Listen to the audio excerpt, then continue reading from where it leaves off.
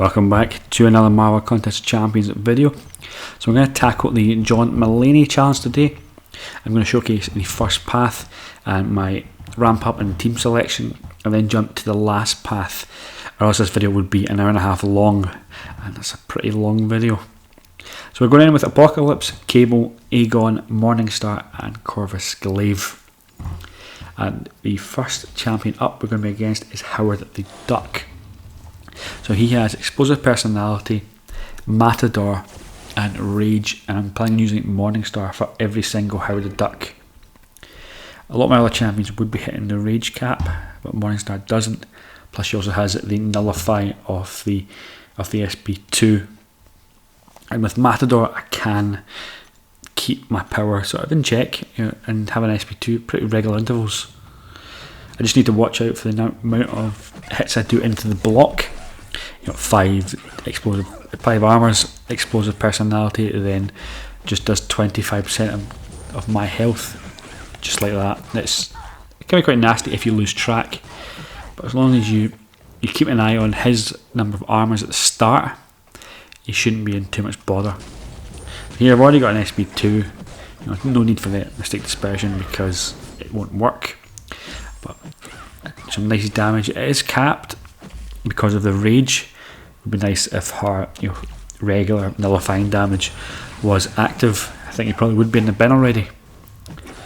It's just a nice comfortable fight. I need to watch out for his 61% activation of his abilities and the second one at 35%. As soon as I see processing, I'm jumping back and getting a parry off to disrupt that, because if Thunderquack gets on me, it's going to be a little bit brutal later on. But there I got the regen, and because I'm duped I copy it, so that's always an amazing ability from Morningstar. Still a top champion. I was planning on using Deadpool, then I changed my mind and I'm going to use Aegon. I was thinking of using Morningstar because she copies the Vigor node on there, and I'll just be regenning for days, so just a sustainable champion. I did farm a few potions before going into this event, really trying to keep down the revive count. Really for Act 7 coming out soon, and I'm planning on doing Abyss of Legends 100% when gifting is on with my remaining units. So this fight is pretty standard. Bait out Howard's SP1, you don't want to push him to SP2, that gunshot is multiple bullets and it will do a lot of damage into your block. So I'm just going to bait out this SP1 before getting to my SP3 in order to start the soul counter and grab my second soul. It would be nice having Guillotine on the team, but I couldn't really fit her in. I probably could have used Morningstar in more fights here. I am planning on potentially using her on Mysterio for later on. He does have Masochism, and she copies regen from Masochism, but also I can block her with her at 4 souls and get 50% perfect block chance.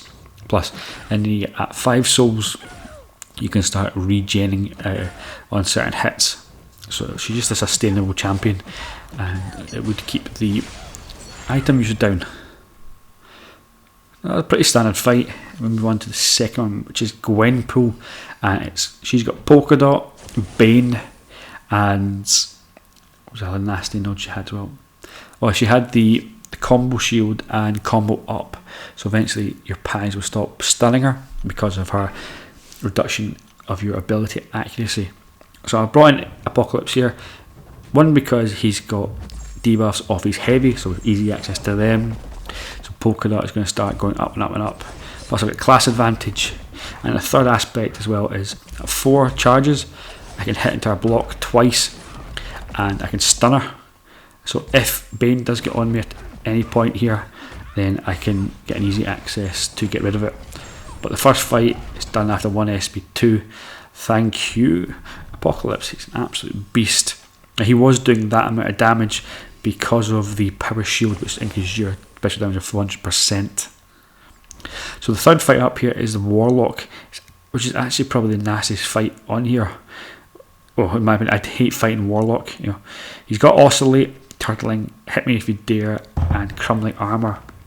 So if I do have Infection on me, and I do have Willpower on, I'm going to be degenning. It's going to be a little bit nasty. Plus, with his aggressive nature, when they oscillate, he's going to be firing a lot of SP1s, and it can be awkward to dodge, especially up close. So there are going to be times when I just avoid dodging it and just block it. Oh, it doesn't really matter. I am going to make one mistake here on the very first Warlock, in that because he's power draining me while I am degenning, I forget that and I lose track of my power and my charges. So I'm planning on throwing an SP2. It would probably kill him. I should have parried and done a light attack if I'd kept track of my charges in order to gain an SP2, and this fight would have been done by now. But now I'm in a little bit of a tricky situation. He's got a weird AI during this phase of Oscillate just now, where he sometimes is attacking super aggressive but then backing off, and then other times just not. So it's quite strange. I guess maybe they've changed Oscillate from the very passive or very aggressive natures. But first one's down, no deaths, and we go on to Deadpool. So originally I was going to use Morningstar to reduce the vigour and copy it and just regen and just get another soul. But the first one I need to use Corvus Glaive because I need a second soul for further Warlocks and the Mysterio afterwards, which is a pretty tricky fight as well with Masochism. So this fight has a Hurt Locker, so I can't use the same special twice in a row. And what else does it have? I've got a wee list here. It's got Vigour, so regen every 15 seconds. Regens with 50% of his base health. He's also got backup recovery, so when he hits 50%, just watch out for his power. And he's also got the strike back, so don't smack a special when he's at 2 bars of power, or you'll get an SP3. An Aspect of Genesis, so just run away when he gets to 15%, or else you're going to degen a little bit. But the first spun is pretty easy, but it does ramp up from there on these second, third, and fourth paths. So it's Mysterio with Enhanced Poison, Enhanced Invisibility. He's got Adaptive, he's got Prowess on his specials, and he's got Masochism. So my idea here is just to get a nice reparry. Hopefully he plays it into my plan and doesn't do the stupid heavies that he's prone to. There are times when Mysterio's AI is just super weird and he just goes heavy after heavy after heavy. Even when your block's down and you're miles away, he just starts spamming heavies. It's just really weird at times. But this first one, is, health pool isn't too high, so it's fairly standard. And that's path 1 done. So we're going to jump ahead in time now and go to the final path. Alright, so after slogging away through the other paths, we arrive at the final one. So they're pretty beefy, 11,000 attack and 350,000 health. Still going to use Morningstar. I turned Suicides on now, mainly because I did die on the second last Warlock. I just did have a damage with Corvus without Suicides, and he's really aggressive in nature, but I turned him on and he went down a lot easier. I've also put a boost on. I put a big 30% one on just to make this go easier. I've got a bunch in the overflow, so that's no real worry. I am thinking about Abyss and Act 6, so I'm trying to keep the revive counter down. This fight's going to be pretty standard. I've got 5 souls now, so I am regening, even though the poison is going to be doing a little bit of damage. I forget about Explosive Personality, I just lose track of the armours. But with Morningstar I can regen it up, even though I'm going to be taking recoil damage. It's not going to be too bad. That is a beauty of Morningstar. Even with Suicides on, when you're at 5 charges, you can just regen back. Now, if you do get lucky off her SP2, you can regen a huge amount of health. I also got a wee bit lucky there with the... I still can't remember the name of what his ability is. He got regen instead of Thunderquack, so I'm just healing up here from that as well. So that's pretty nice. I'm going to switch my strategy up though and try and use my SP3s just to maintain Morningstar's health. Mostly because I am now seriously considering using her for Mysterio. It was quite tricky with Corvus, just the health pools are just that big now. And he is just super annoying. I just hate the AI on Mysterio that. I just need to keep her topped up and not lose too much health. But he's going down pretty easily. I'm on block mode now because I've come out of the SB3 with a set number of dexes on me. But the lifesteal as well is just, it's proccing quite regularly. So everything is going really nicely in this fight. This is definitely the easiest fight in the whole path. This is a nice wee starting point. You still need to bait out the SP1s, avoid the SP2 just because it still does a lot of damage to your block, even with the 50% block chance. 50% perfect block chance even. But Morningstar, you know, she is such a great champion. I feel she is hated on a little bit because of her ramp up. You know, I would like Kabam to take that away and just have her access to the 5 souls. You know, I don't see why it really needed to be there anymore. You know, especially with champions like Doom or Clairvoyant, who have the whole kit there right off the bat. You know, and Doom is definitely more powerful than Morningstar in a number of matchups. So, you know, it would just make the players time a lot easier with Morningstar rather than the ramp up. You know, I think if she was at 5 souls right off the start, I would take her into war more. But right now, because of the ramp up, it would just be not feasible. But during this sort of quest, I think she's one of the top options to use, especially for this fight. You know, and if you need her for Deadpool, she's fantastic in there again. Especially if duped, she will just copy the healing and you'll be regenerating for days. It's really nice. This last Howard Duck is nearly over. Big SP1 and he is in the bin. So then we move on to the last Gwenpool. So they're all pretty beefy now. So there's no real easy fight here. Now Apocalypse is not good for suicides. This does take me a few specials compared to the very first fight that was done in 1. I'm also finding that she's getting the ability accuracy reduction even at low combo quite regularly throughout the paths, so it was a little bit annoying. I did get a little bit of Bane on me there, so that was a lot of damage. It reminds me back to the days of the Collector when he would destroy with Bane. I got a little bit bad timing on the transfer there from the SB1. I was just off, so again I'm taking a bit of damage, but Apocalypse does have a massive SP1 with the power shield, so it is really helpful. Because she's got so many debuffs on her, she's unstoppable. So I'm just going to back off and really just let the Bane go on me. It's now not going to do much because she's at low health, and finish her off. I don't need Apocalypse again, so his health, it doesn't matter in this last path. But really just don't use him with suicides, it just doesn't really go very well. Now I've got a boost on, I've got a 200% power boost for Corvus here, mainly because I was worried about this fight. I died to it previously in the last path. He's got a huge amount of health, and it's a tough fight. It's a lot of health, a lot of attack.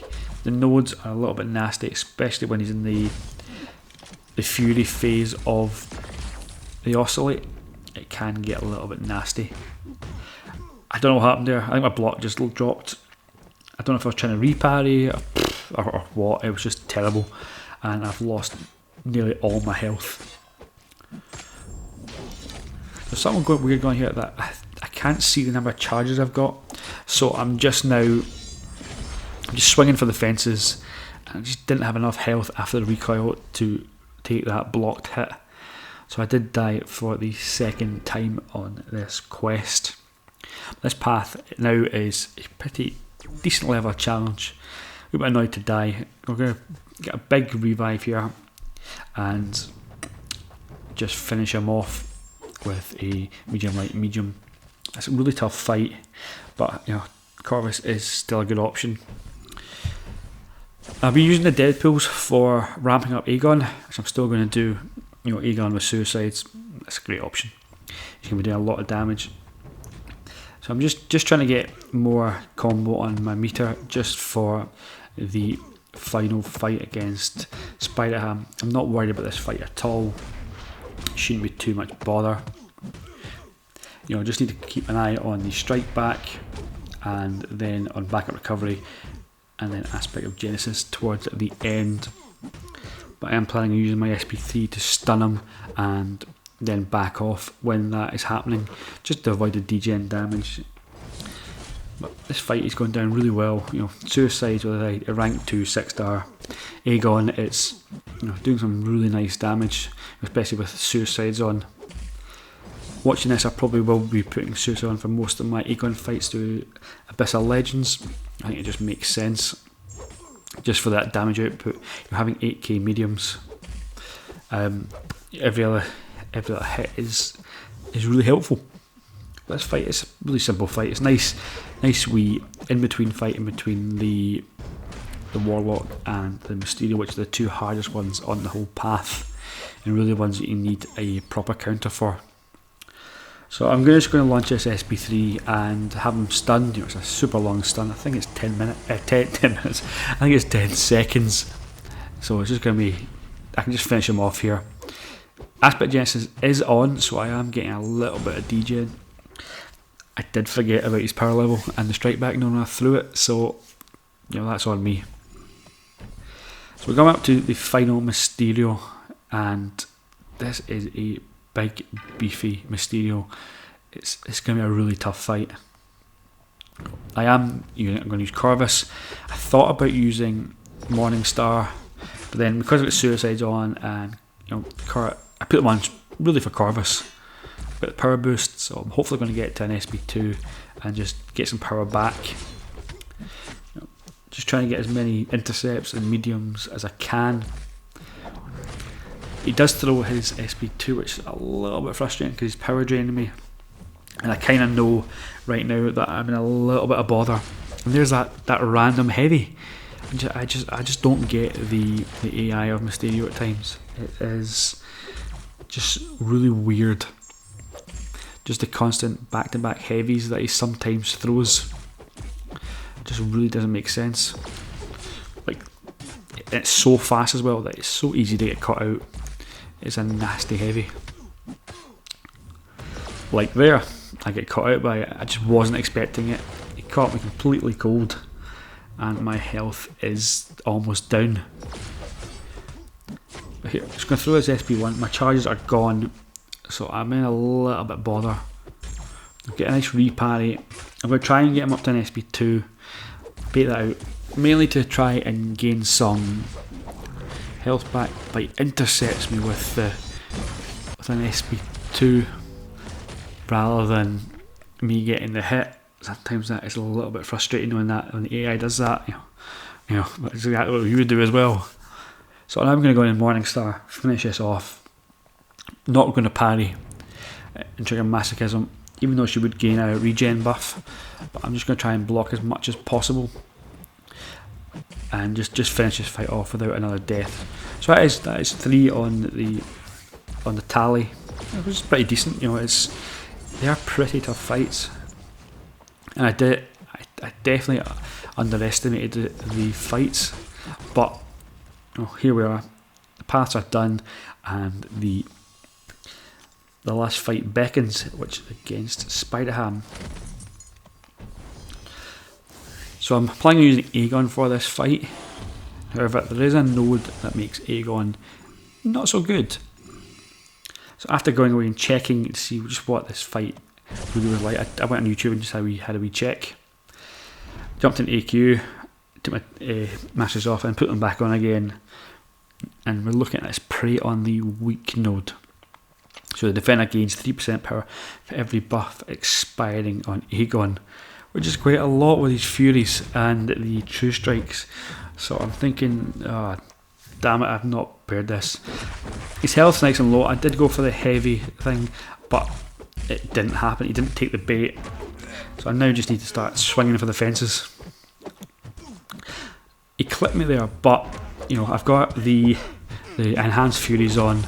He's got an SP3, and I'm just throwing haymakers now. I'm not expecting to win this. Oh, he evades, hits me again, but the Unstoppable is up and I KO him. Thank you, Spider Ham, for not throwing your SB3 and saving me a revive. That was an absolute train wreck of a fight, but pretty good way to end, and show the power of Aegon. I can't wait to rank 3 him, which is going to happen once I 100% chapter 1.